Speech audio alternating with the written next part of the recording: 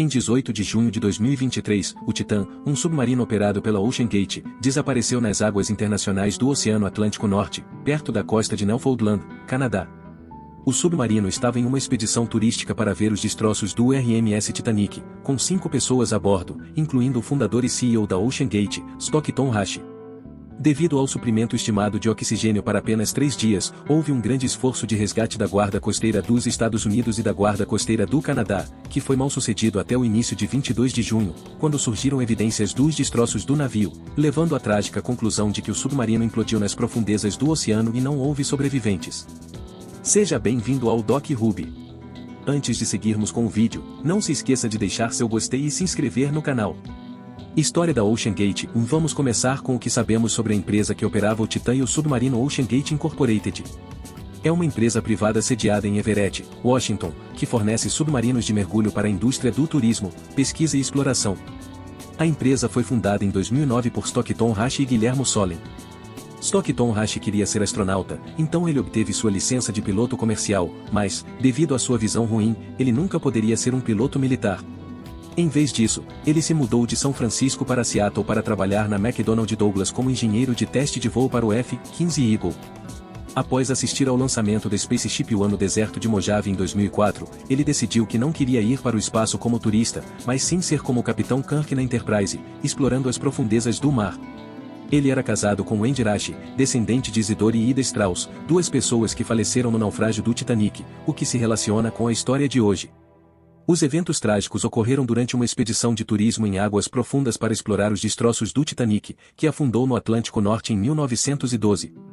Antes de abordarmos os detalhes desta tragédia em particular, vamos entender o quão difícil é a exploração em águas profundas e os desafios que ela apresenta. Desafios da exploração em águas profundas. A exploração em águas profundas apresenta desafios significativos de engenharia. É fácil ficar maravilhado com a aviação e a exploração espacial porque escapar da gravidade e voar pelo ar parecem feitos impressionantes. No entanto, de muitas maneiras, as embarcações de águas profundas representam um desafio de engenharia muito maior. Tudo se resume à pressão. Não costumamos pensar na pressão do ar porque, ao nível do mar, é apenas de 14,7 libras por polegada quadrada, psi. Essa pressão é resultado da coluna de ar que se estende acima de nós até o espaço sideral. Todas as moléculas de ar acima de nós empurram para baixo, resultando nessa pressão. No entanto, a água é um fluido muito mais denso que o ar. A cada 10 metros de mergulho, a pressão aumenta em uma atmosfera ou 14,7 psi. O Titanic está no fundo do oceano a cerca de 12.500 pés abaixo do nível do mar. As 2 partes quebradas do navio, a proa e a popa, estão a mais de 800 pés de distância uma da outra e cercadas por destroços. Depois de mais de 100 anos no fundo do oceano, os destroços estão a 400 milhas da costa de Newfoundland, no Canadá. Vamos colocar essa profundidade em perspectiva. Imagine deitar de costas com uma tábua de 30 cm por 30 cm e pensar em quanto peso você sentiria nessa tábua a 100 metros de profundidade, aproximadamente o tamanho de um campo de futebol. Teríamos uma pressão de 10 atmosferas ou 145 psi, o que significa que sentiríamos o peso de 20.880 libras, o equivalente a 4,7 Tesla Model Y. A uma profundidade de 381 metros ou 1.250 pés, temos a altura do Empire State Building, na cidade de Nova York. Nessa profundidade, sentiríamos uma pressão de 37,4 atmosferas, e aquela tábua de 30 cm por 30 cm sentiria o peso de 80.000 libras.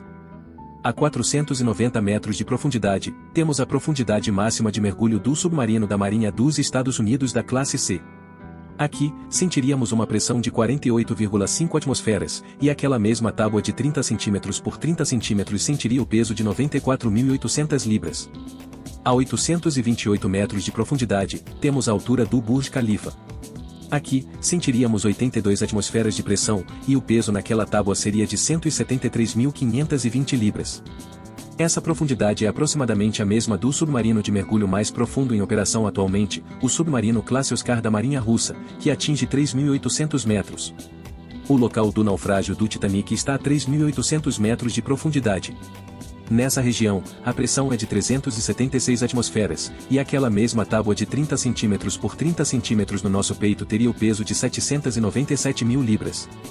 O submarino Titan da OceanGate tinha uma classificação para mergulho a uma profundidade máxima de cerca de 4.000 metros. Isso pode parecer insano, mas na verdade não é nem o recorde para a profundidade mais profunda que os seres humanos já alcançaram. Essa honra vai para James Cameron e o Deep Sea Challenger, construído na Austrália em 2012. O Deep Sea Challenger atingiu a parte mais profunda da Fossa das Marianas, no Oceano Pacífico, o ponto mais profundo da Terra, a incríveis 11.000 metros ou 36.000 pés. Aqui, sentiríamos 1090 atmosferas de pressão, e aquela mesma tábua de 30 cm por 30 cm teria o peso de 2,3 milhões de libras. Comparando isso com a diferença de pressão em um avião em altitude de cruzeiro de 36.000 pés, onde a pressão externa pode ser de 3 psi internamente entre 10 e 12 psi, podemos entender por que mais pessoas foram ao espaço do que as partes mais profundas dos nossos oceanos. Agora, vamos falar sobre os sinais de alerta que assombraram a OceanGate desde o início. Primeiro, as limitações de design do Titã exigiam que a escotilha fosse parafusada com 17 a 18 parafusos pelo lado de fora. Isso significa que não havia como os passageiros dentro do submarino abrir a escotilha. Eles teriam que contar com a equipe em terra para abri-la. Isso é compreensível, pois essas embarcações de águas profundas precisam ser incrivelmente resistentes e estanques. No entanto, isso mostra a importância de ter sistemas de backup e algum tipo de cabo de detonação explosiva para explodir a escotilha caso a embarcação emergisse e ninguém a encontrasse. Um dos medos iniciais era que o submarino pudesse emergir e ficar na superfície em algum lugar do Atlântico, não sendo encontrado e as pessoas sufocarem porque não poderiam abrir a escotilha e o ar acabar. O Titã também não tinha GPS ou outros instrumentos de navegação a bordo e não possuía uma sonda localizadora, como uma caixa preta em uma aeronave. A maioria dos submarinos utiliza o GPS para navegação próxima à superfície, o que não funciona em águas mais profundas. Em águas mais profundas, eles utilizam o rumo estimado obtido pelo giroscópio da embarcação, a velocidade medida e outras informações do curso. Estimativas das correntes oceânicas locais também permitiram sistemas de navegação inercial, que eram uma fonte estimada de posição utilizando aceleração, desaceleração, inclinação e rotação obtidos pelos computadores que transmitiam esses dados. Em contraste, o Titã parecia depender apenas dos dados fornecidos pela embarcação de suporte de superfície. Em 2019, a OceanGate publicou um post em seu blog explicando por que o Titã não foi certificado por nenhuma autoridade marítima, o que foi um grande sinal de alerta. A OceanGate afirmou que a grande maioria dos acidentes marítimos e aeronáuticos são resultado de erros operacionais, e não de falhas mecânicas. Eles argumentaram que a classificação se concentrava apenas no estado físico da embarcação e não nas ações corporativas, que são caracterizadas como um esforço constante e uma cultura corporativa focada em manter um alto nível de segurança operacional. Isso parece absurdo para mim, desculpe. O jornalista David Prog, que viajou no Titã para ver o Titanic em 2022, observou durante sua expedição que a embarcação de suporte de superfície perdeu o rastro do Titã por cerca de 4 a 5 horas. Ele mencionou que a adição de uma sonda localizadora foi discutida durante esse evento. Eles ainda conseguiam enviar mensagens curtas para o submarino, mas não tinham ideia de onde ele estava. Ele disse que foi um momento de silêncio e muita tensão, e desligaram a internet do navio para que não pudéssemos tuitar. Isso é aterrorizante, e eles já sabiam que isso poderia acontecer.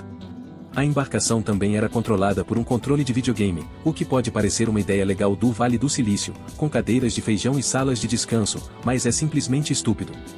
Os produtos militares passam por testes rigorosos incríveis para garantir que sejam seguros em todos os ambientes operacionais. Por exemplo, embora o fone de realidade aumentada da Apple, o Vision Pro, custe $3.500, ele é considerado barato em comparação com o capacete do caça F-35, que custa $400 mil. A razão para isso é que os volumes de produção são menores, é claro, mas também porque eles passam por testes de vibração incrivelmente rigorosos para garantir que resistam, além de suportar níveis mais altos de radiação a 40 mil ou 50 mil pés sem sofrer danos a longo prazo, e para garantir sua confiabilidade absoluta. Agora, vamos falar sobre como chegamos ao Titã. A OceanGate começou adquirindo o Antipodes, um submersível, em 2012, que foi seu primeiro leito de testes para aprender e testar toda essa empreitada. Em seguida, eles construíram o Cyclops One em colaboração com o Laboratório de Física Aplicada da Universidade de Washington. Essa embarcação de águas mais profundas era capaz de atingir uma profundidade máxima de 500 metros, ainda muito longe da profundidade do Titanic, mas foi o próximo passo e a próxima iteração.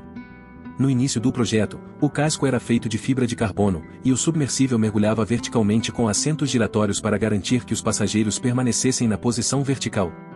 Dizem que a Boeing trabalhou com a OceanGate e a Universidade de Washington na análise inicial do projeto, mas voltaremos a isso em breve, porque há um pouco mais dessa história.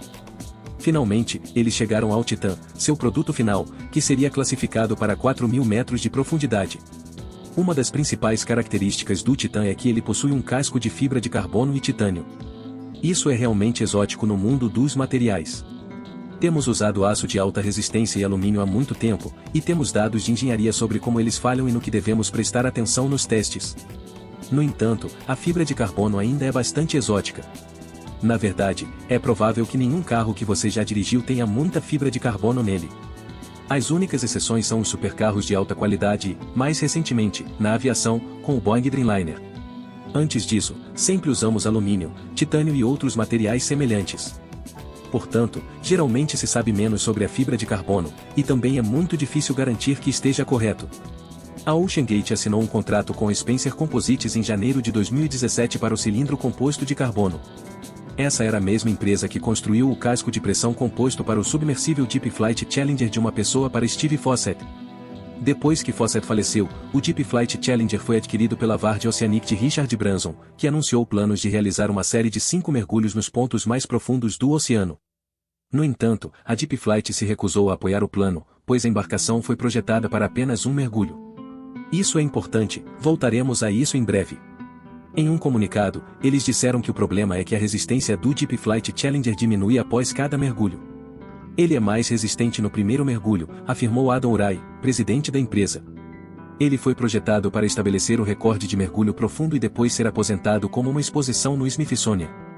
Esta é uma parte realmente crucial, porque às vezes, na engenharia, o que importa é a vida útil operacional e compreendê-la, e isso pode ter tido um papel aqui. A propósito, eu tentei acessar o site oceangate.com para obter um pouco mais de informação e notei que o site foi tirado do ar em 22 de junho. Após o desaparecimento do Titã em 2023, a Universidade de Washington declarou que o Applied Physics Laboratory, APL, não teve envolvimento no design, engenharia ou teste do submersível Titã. Um porta-voz da Boeing também afirmou que a Boeing não foi parceira do Titã e não o projetou ou construiu. Um porta-voz da NASA disse que o Marshall Space Flight Center da NASA tinha um acordo do Space Act com a OceanGate, mas não conduziu testes e fabricação por meio de sua equipe ou instalações. Basicamente, todas essas parcerias que eles tinham agora estão sendo reveladas como não sendo realmente parcerias. Isso é um exemplo clássico de uma empresa tentando obter credibilidade ao se associar à NASA. Soa bem, mas o que exatamente eles fizeram com a NASA não é bem compreendido. Pode ter sido algo simples como podemos usar um pequeno espaço em um canto de suas instalações. Eu acho que essa embarcação simplesmente sofreu algum tipo de amassado ou deformação após algumas operações. Quero dizer, eles conseguiram descer e voltar com sucesso 3 vezes, e na 4ª vez, ocorreu a deformação.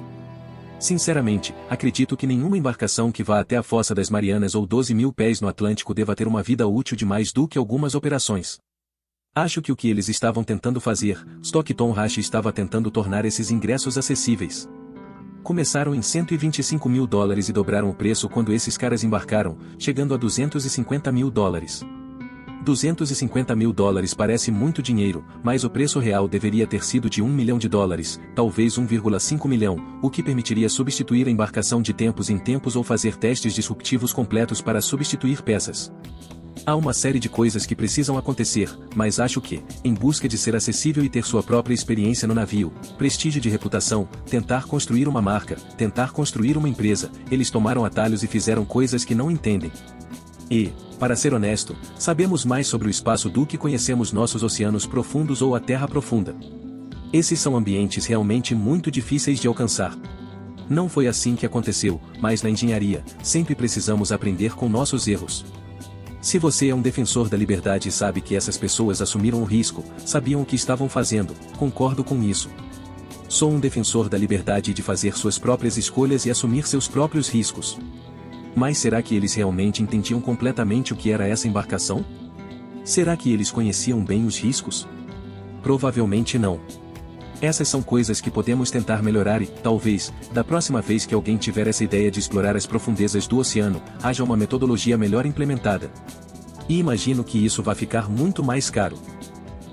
David Lockridge, diretor de operações marítimas da OceanGate, apresentou um relatório de controle de qualidade em janeiro de 2018, afirmando que nenhum teste não destrutivo ou NDI, de investigação não destrutiva, do casco de fibra de carbono tinha sido realizado para verificar se havia falhas ou deslaminações na disposição da fibra de carbono que poderiam comprometer a resistência do casco.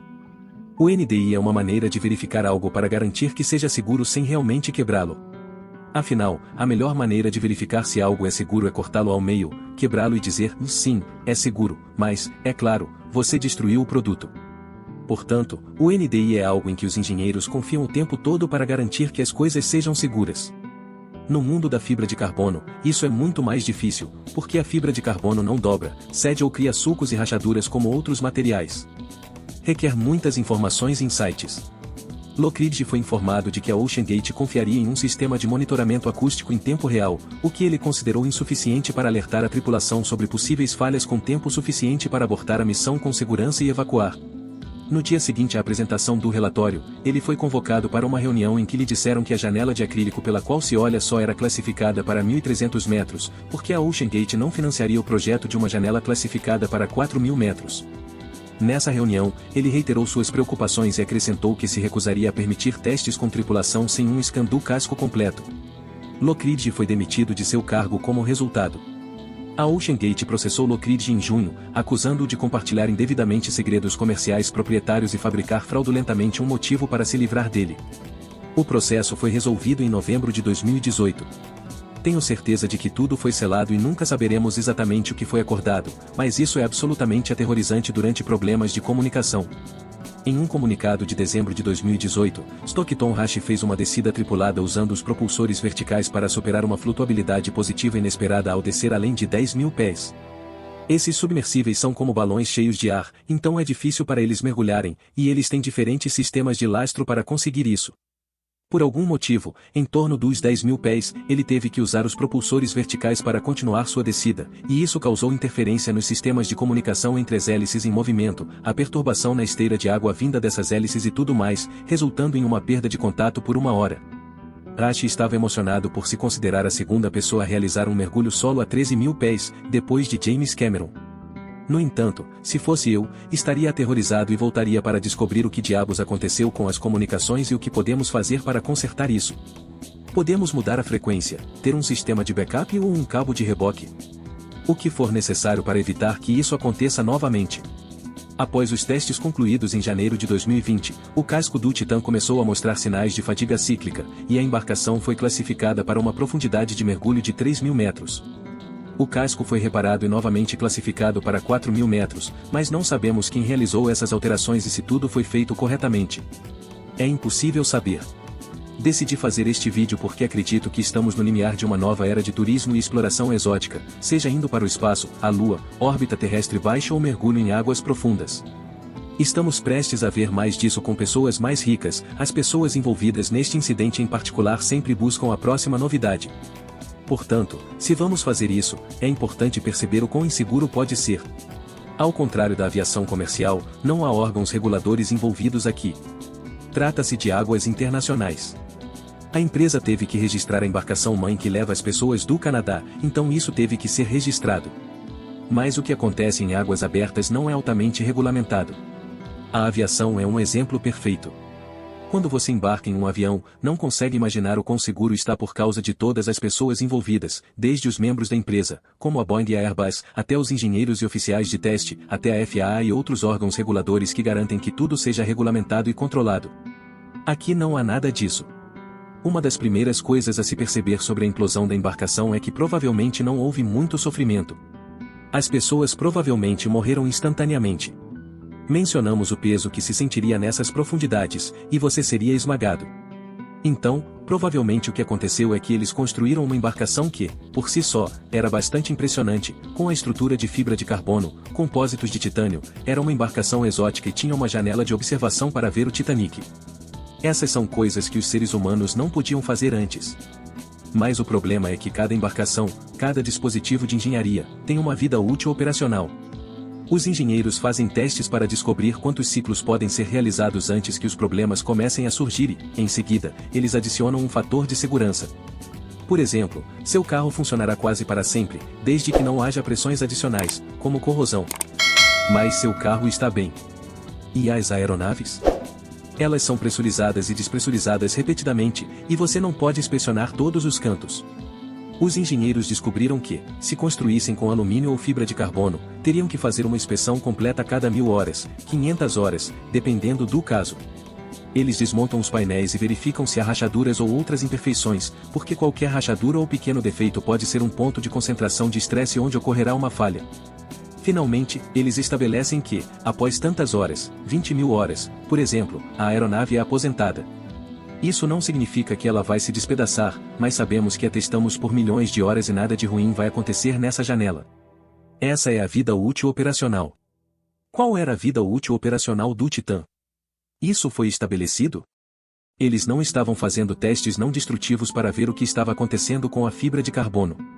Novamente, a fibra de carbono é o tipo de malha trançada que é disposta em padrões alternados e depois colada, é incrivelmente resistente e impressionante como material de engenharia, mas não é tão bem estudado. Temos 100 anos de história e experiência com aço de alta resistência, alumínio e outros materiais, mas isso é uma nova fronteira, e é por isso que é tão importante abordá-la.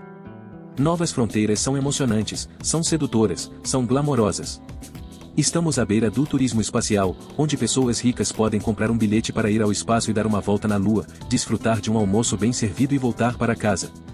Quando temos novas fronteiras, temos o desconhecido. Isso é o que torna uma fronteira, não há um manual de instruções.